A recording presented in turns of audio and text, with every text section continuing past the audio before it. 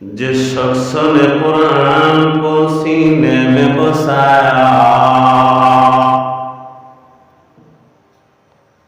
फिरदौस मुअल्ला में मुकाम अपना बनाया, फिरदौस मुअल्ला में मुकाम अपना बनाया। जिस शख्स की औलाद हो ये हाफिज कुरान,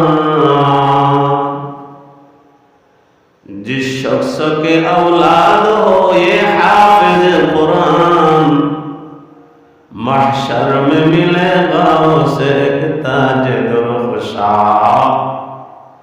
महशर में मिलेगा उसे एक ताज दुर्खशा।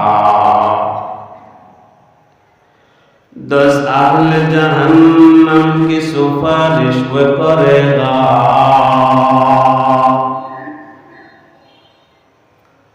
10 अहले जहन्नम की सुपारिश वो करेगा। फिरदौस में लेकर वो उन्हें साथ चलेगा, फिरदौस में लेकर वो उन्हें साथ चलेगा।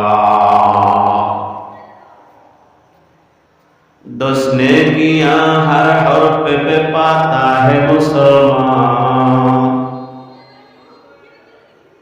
10 नेकियां हर हर्फ पे पाता है मुसलमान।